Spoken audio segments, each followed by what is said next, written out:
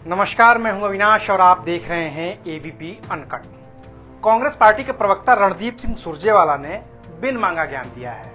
ज्ञान इस प्रकार है: फेडरलिज्म नहीं, सिटीजनशिप नहीं, सेक्युलरिज्म नहीं, नेशनलिज्म नहीं, डिमोनेटाइजेशन हाँ, न्यू इंडिया, न्यू करिकुलम। वाह मोदी जी वाह।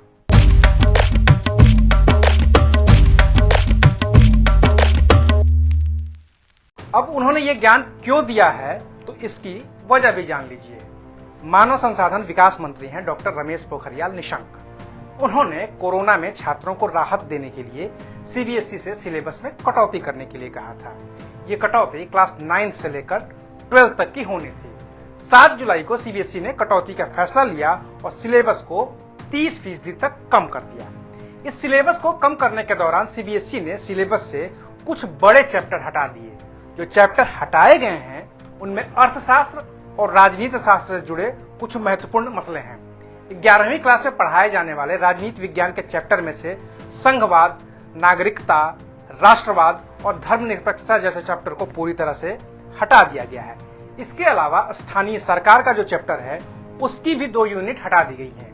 9वीं क्लास के सिलेबस में से मानव अधिकार और भारतीय संविधान के ढांचे जैसे अहम चैप्टर को निकाल दिया गया है। अर्थशास्त्र से भी खाद्य सुरक्षा का चैप्टर हटाया गया है।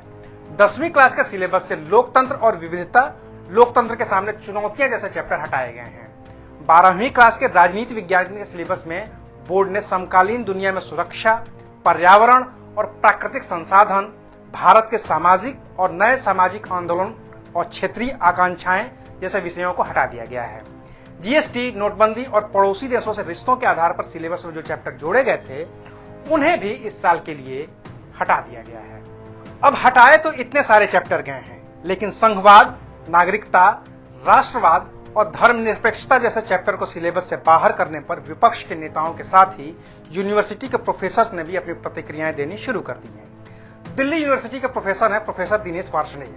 उन्होंने इसे गलत कदम करार दिया है।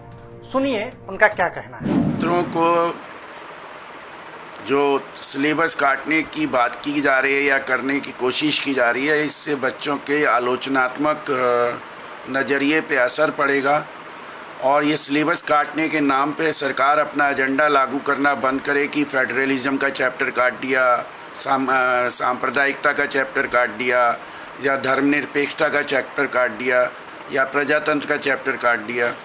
इससे बच्चों का जो वैज्ञानिक दृष्टिकोण हम विकसित करना चाहते हैं उस पर असर पड़ेगा और वो किसी भी शिक्षा व्यवस्था के लिए ठीक नहीं है। वो देश के विकास और देश की समस्याओं को समझने के लिए ठीक नहीं है। इसके अलावा इग्नू के पूर्व प्रोफेसर कपिल कुमार ने भी सवाल उठाए हैं। उन्होंने कहा है कि हमें अपने सिलेबस को फिर से देखना चाहिए, जिसमें कई चीजें तो विदेश के आधार पर शामिल की गई हैं। सुनिए उन्होंने इस बारे में क्या कहा है। सिलेबस कम किया जाना एक बहुत ही महत्वपूर्ण कदम है, विशेष तौर से इस कोरोना के समय में। लेकिन इसके साथ साथ मेरा ये मानना है कि जितने भी सिलेबस हैं आगे पढ़ाए जाने के लिए भी इनको दोबारा देखा जाए, क्योंकि इनके अंदर कई बातें विदेशी प्रक्रियाओं के हिसाब से है और हमारे भारत के जो विषय हैं उनकी अवहेलना की गई है। और मुझे उम्मीद है कि मंत्रालय इस पे और आगे कार्य करेगा। स्कूल अभिभावक संघ के अशोक अग्रवाल ने तो इसे एजेंडे से प्रेरित बताया है और कहा है कि बिना किसी एक्सपर्ट बॉडी के ही ये फैसला ले लिया गया है। उन्होंने इस मामले में क्या कहा है आप खुद ही सुन सकते हैं। सीबीएसई ने फैसला लिया है 9th क्लास से लेकर 12th क्लास तक का जो सिलेबस है उसको 30% रिड्यूस करने का, और उनमें से काफ़ी सारे चैप्टर्स को उन्होंने डिलीट किया है जो लोकतांत्रिक अधिकार के ऊपर थे, कम्युनल हार्मोनी के ऊपर थे, नीति आयोग के ऊपर थे, आर्थिक व्यवस्था का बदलता हुआ स्वरूप जैसी चीज़ें थी। ये चैप्टर्स हटा दिए। तो ये बहुत ही फंडामेंटल चैप्टर्स थे बच्चों के लिए और बहुत इम्पॉर्टेंट थे। तो नेचुरल है कि इसके ऊपर एक विवाद जो है वो इकट्ठा होगा। और दूसरी बात ये भी है कि जो 30% का फार्मूला लगाया है रिडक्शन का, ये किस बेसिस पे लगाया है? क्या सरकार ये मान रही है कि जो स्कूलों ने ऑनलाइन एजुकेशन शुरू करी है वो टोटली इनफेक्टिव है? और क्योंकि 3 महीने हुए हैं स्कूल को बंद हुए, तो इसलिए 30% लगा दो। अभी तो स्कूल खुले नहीं थे, जब स्कूल खुलते उस वक्त ये फैसला करते। तो मुझे लगता है ये डिसीज़न भी बहुत हेस्ट में है और बिना जो है, मुझे लगता है जो इसके ऊपर एक एक्सपर्ट बॉडी जो अपना कोई सुझाव दे सकती है, मुझे नहीं लगता कि किसी एक्सपर्ट बॉडी के सुझाव के बेसिस के ऊपर इन्होंने फैसला लिया है। तो ये अगर सिलेबस घटाना भी चाहते थे तो कुछ लेस इम्पोर्टेंट चैप्टर्स को हटा सकते थे, लेकिन इन्होंने जानबूझ के कोई इनके दिमाग में कोई एजेंडा है जिसको पूरा करने के लिए इन्होंने ये इस्तेमाल किया है। तो इसका विरोध जो है वो जायज़ है।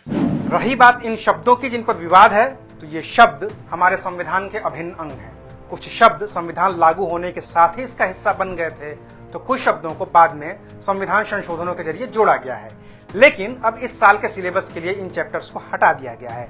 हालांकि सीबीएसई और मानव संसाधन विकास मंत्रालय की ओर से यह साफ तौर पर कहा गया है कि यह बदलाव सिर्फ और सिर्फ इसी साल के लिए है, लेकिन सिलेबस की इस कटौती ने राजनीतिक रंग अख्तियार कर लिया है।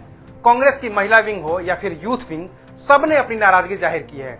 वहीं विपक्ष के और भी दूसरे नेता अब इस फैसले पर सवाल उठाने लगे हैं, जिससे ये तय है कि आने वाले दिनों में सिलेबस कटौती का ये मुद्दा और भी बड़ा हो सकता है और बड़ा राजनीतिक रंग ले सकता है। एबीपी न्यूज आपको रखे आगे।